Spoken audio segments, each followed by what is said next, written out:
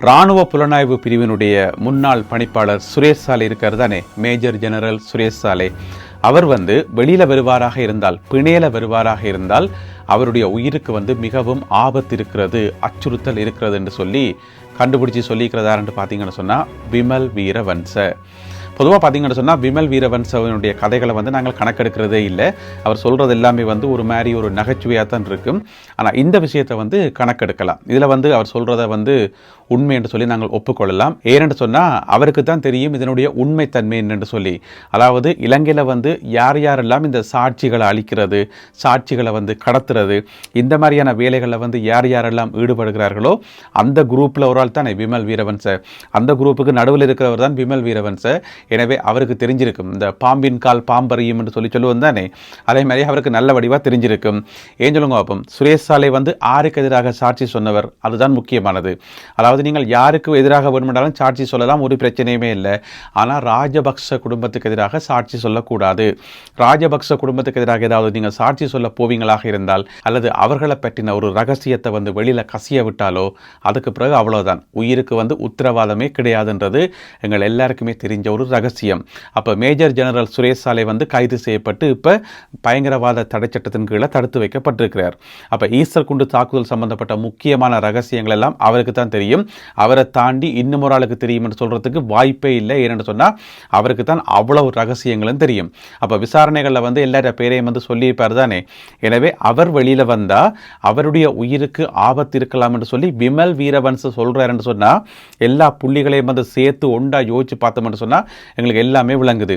இப்போ சிறைக்குள்ள எத்தனையோ கைதிகள் இருக்கிறார்கள், எத்தனையோ விஐபி கைதிகள் எல்லாம் இருக்கின்றார்கள். பிணைக்கு அப்ளை பண்ணி எப்படியாவது பிணையில வெளியில் வந்துடணும்னு சொல்லி ட்ரை பண்ணினோம். ஆனால் அவ்வளோ பேரையும் விட்டுட்டு கணக்கா விமல் வீரவன்ச சுரேஷ் சாலையினுடைய பேரை சொல்றாருன்னு சொன்னால் என்ன அர்த்தம்? ஏன்னு சொன்னால் சுரேஷ் சாலை சாட்சியை சொன்னது ராஜபக்ச குடும்பத்துக்கு எதிராகன்றது எங்கள் எல்லாருக்குமே தெரியும். எனவே அவர் வெளியில வந்தால் அவருடைய உயிருக்கு ஆபத்து என்று சொல்லி விமல் வீரவன்ச சொல்லி வச்சுக்கார். எனவே இந்த அரசாங்கத்துக்கு மேலே தான் குற்றஞ்சாட்டிக்கார், அனுர அரசாங்கத்துக்கு மேலே குற்றஞ்சாட்டிக்கார். சாட்சிகளை பாதுகாக்கிறீங்க இல்லை, அவர்களுக்கு போதிய அளவு பாதுகாப்பு கொடுக்குறீங்க இல்லை என்று சொல்லி குற்றச்சாட்டி வச்சுக்கார். ஏன் இதை சொல்ல வேண்டி வந்தேன்னு சொன்னால், கபில சந்திரசேன, ஸ்ரீலங்கன் ஏர்லைன்ஸினுடைய முன்னாள் பணிப்பாளர் கபில சந்திரசேனவினுடைய திடீர் இறப்பு, மர்மச்சாவு சம்பந்தமாக அவர்கிட்ட கருத்து கேட்கப்பட்டது. ஊடகவியலாளர்கள் கேட்டதுக்கு தான் இந்த ஒரு கதையை சொல்லியிருக்கார் விமல் வீரவன்ச. உங்களுக்கு ஞாபகம் இருக்கும் நினைக்கிறேன், கொஞ்ச காலத்துக்கு முதல், அதாவது சுரேஷ் சாலை அவர்கள் கைது செய்யப்பட்டு ஆரம்பத்தில் 3 நாட்கள் விளக்கமறியலில் வைக்கப்பட்டிருந்தவர். அதுக்கு பிறகு தானே 90 நாட்களுக்கு மாற்றினது, கோர்ட்ஸ் ஆர்டர் எடுத்து. அந்த 90 நாட்களுக்கு மாற்றப்பட்ட அந்த டைமில் சுரேஷ் சாலை அவர்களுடைய மனைவி தன்னுடைய லோயர் ஊடாக நீதிமன்றத்தில் ஒரு வேண்டுகோள் வச்சவா. என்னென்னு சொன்னால், நான் வீட்டு சாப்பாடு கொடுக்க விரும்புகிறேன், வீட்டு சாப்பாடு கொடுக்கறதுக்கான அனுமதியை தாங்கோ. ஏன்னு சொன்னால் சிறைச்சாலையில் அவருக்கு வழங்கப்படுற உணவில் நஞ்சு கலக்கலாம் என்று சொல்லி நான் சந்தேகப்படுகிறேன் என்று சொல்லி சுரேஷ் சாலை அவர்களுடைய மனைவியை தங்களுடைய லோயர் ஊடாக நீதிமன்றத்தில் ஒரு வேண்டுகோள் வச்சவா. அது நிராகரிக்கப்பட்டது, அது ஏற்றுக்கொள்ளப்படையில. அப்ப சுரேஷ் சாலை அவர்களுடைய மனைவிக்கே தெரிஞ்சிருக்குது சிறைக்குள்ள அவருக்கு வழங்கப்படுற சாப்பாட்டில் கூட நஞ்சு கலக்கலாம், அப்படியான ஒரு ஆபத்து இருக்குது. ஏன்னு சொன்னால் சிறைக்குள்ள இருக்கிற ஆட்களுக்குள்ளே உங்களுக்கு தெரிஞ்ச ஆராய்ச்சி ஆக்கள் எல்லாம் உள்ளுக்குள்ள இருப்பினோம்னு சொல்லி அந்த அளவுக்கு அந்த சிஸ்டம் ஊறி போய் இருக்குது.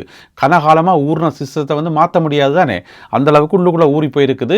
எனவே சுரேஷ் சாலை அவர்களுடைய மனைவி இப்படியான ஒரு வேண்டுகோள் ஆரம்பத்தில் வச்சிருந்தவா, அது பிறகு நிராகரிக்கப்பட்டிருந்தது நீதிமன்றத்தால். எனவே எங்களுக்கு என்ன விளங்குது என்று சொன்னால், யார் யாரெல்லாம் ராஜபக்ச குடும்பத்துக்கு எதிராக சாட்சி சொல்கின்றார்களோ, அவர்களை பற்றின ரகசியங்களை அம்பலப்படுத்துகிறார்களோ, அவர்கள் எல்லாருக்குமே ஏதோ ஒரு வகையில் ஆபத்து இருக்குது. எனவே முதல்ல அவர்களை பாதுகாக்க வேண்டியது மிக மிக முக்கியமானது. அதைத்தான் விமல் வீரவன்சவனுடைய இந்த பேட்டி உணர்த்துகிறது. குற்றப்புலனாய்வு பிரிவினர் நேற்று ஒரு முக்கியமான அறிக்கை ஒன்றை வெளியிட்டிருக்கிறார்கள். அது ஒரு விசாரணை அறிக்கை. அந்த விசாரணை அறிக்கையினுடைய முடிவை நேற்று வெளியிட்டிருக்கிறார்கள். அது எதை பற்றின விசாரணை என்று சொன்னால், கொஞ்ச காலத்துக்கு முதல் இலங்கையில் மிகப்பெரிய சர்ச்சைகளை உருவாக்கின ஒரு விஷயம், இந்த 6ஆம் வகுப்பு ஆங்கில புத்தகம் இருக்குத்தானே, அந்த மொடியூல் என்று சொல்லுவோம். அந்த 6ஆம் வகுப்பு ஆங்கில புத்தகத்தில் போடப்பட்ட ஒரு சின்ன ஒரு தவறு உண்டு. அதாவது ஒரு இணையதளத்தினுடைய முகவரி ஒன்று போடப்பட்டிருந்தது. அந்த இணையதளம் ஒரு பிழையான இணையதளம் என்று வைங்கோன். அந்த இணையதளம் போடப்பட்டது தவறுதலாக நடைபெற்ற ஒரு விஷயம். ஆனால் இலங்கையில் இருக்கக்கூடிய எதிர்க்கட்சிகளுக்கு அரசியல் செய்யறதுக்கு ஏதாவது இருக்கா? இல்லை. அரசாங்கத்துக்கு மேலே குற்றச்சாட்டு வைக்கிறதுக்கு ஏதாவது உருப்படியான விஷயம் இருக்கா? இல்லை. அரசாங்கத்துக்கு மேலே மக்களுக்கு இருக்கக்கூடிய நம்பிக்கையை குறைக்கிற விதமாக ஏதாவது செய்ய முடியுமா? ஒன்றுமே இல்லை.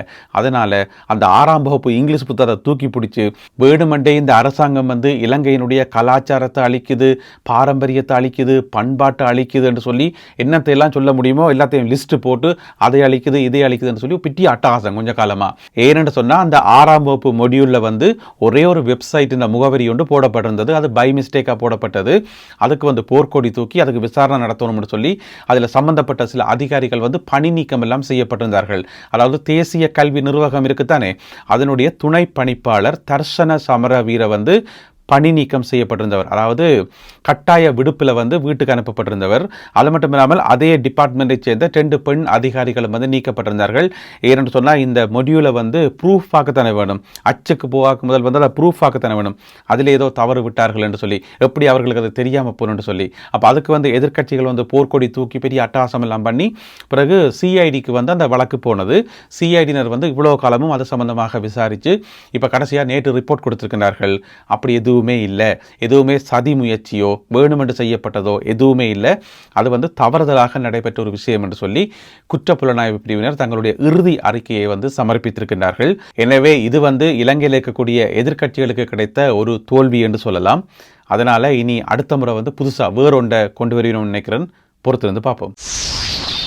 மோட்டார் வாகன திணைக்களத்திலிருந்து ஒரு முக்கியமான தகவல் ஒன்று வெளியாகி இருக்கிறது.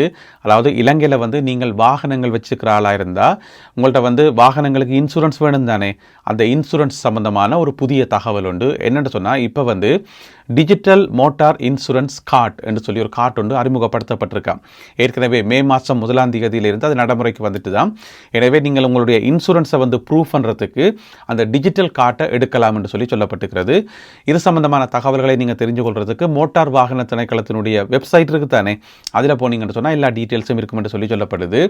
எனவே உங்களுடைய வாகனங்களுக்குரிய அந்த இன்சூரன்ஸை நீங்கள் காட்டுறதுக்கு இப்போ டிஜிட்டல் அட்டையோட சேர்த்து 3 மெத்தட்ஸ் இருக்குன்னு சொல்லப்படுது. ஒன்று இந்த டிஜிட்டல் கார்டு, அதாவது டிஜிட்டல் இன்சூரன்ஸ் கார்டு முதலாவது.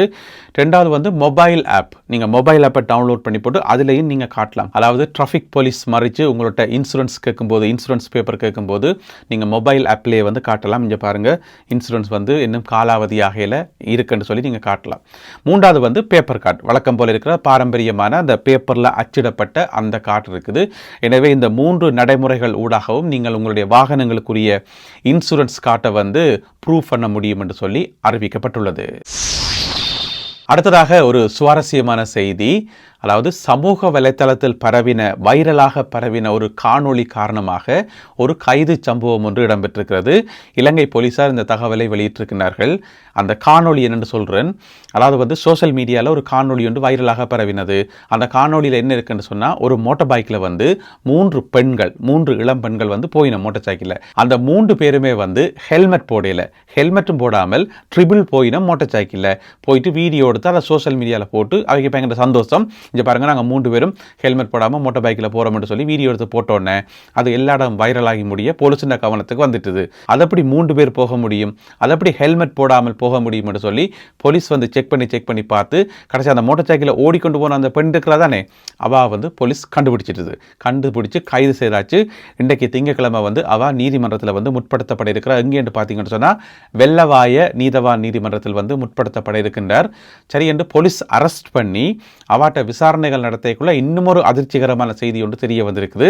அவாக்கு 23 வயசு. அவள் என்ன செய்கிறான்னு சொன்னால், யாரோ ஒரு ஆள் மோட்டார் சைக்கிளை வாங்கி பின்னுக்கு இன்னும் 2 பேரை ஏற்றி கொண்டு அவனுடைய நண்பிகள் போலடக்கு பின்னுக்கு ஏற்றி கொண்டு மோட்டார் சைக்கிளில் போயிருக்கிறார். சரி என்று போலீஸ் கூப்பிட்டு விசாரிக்கக்குள்ள அடுத்த அதிர்ச்சிகரமான செய்தி என்ன சொன்னால், அவாக்கு லைசன்ஸே கிடையாது. லைசன்ஸும் இல்லை, ஹெல்மெட்டும் போடையில் 3 பேரை ஏற்றி கொண்டு ட்ரிபிள்ஸ் போயிருக்கணும். அதனால் பலவிதமான குற்றச்சாட்டுகள் எல்லாம் தனித்தனியாக எழுதப்பட்டு இன்றைக்கு நீதிமன்றத்தில் முற்படுத்தப்பட இருக்கின்றார் அந்த குறிப்பிட்ட பெண். அது மட்டும் இல்லாமல் இந்த மோட்டார் சைக்கிளை இவாட்ட கொடுத்த ஒரு ஆள் இருப்பார் தானே, மோட்டார் சைக்கிள் ஓனர், அவரும் இப்போ கைது செய்யப்பட்டிருக்கார். எனவே 2 பேரும் இன்றைக்கு நீதிமன்றத்தில் முற்படுத்தப்படுவார்கள். அதாவது மே மாதம் 11ஆம் தேதி திங்கட்கிழமை நீதிமன்றத்தில் முற்படுத்தப்படுவார்கள் என அறிவிக்கப்பட்டுள்ளது. இந்த காணொலியில் பகிர்ந்து கொள்ளப்பட்ட இந்த செய்திகள் தொடர்பான உங்களுடைய கருத்துக்களை மறக்காமல் கீழே எழுதுங்கள். மீண்டும் சந்திப்போம் உறவுகளை. நன்றி, வணக்கம்.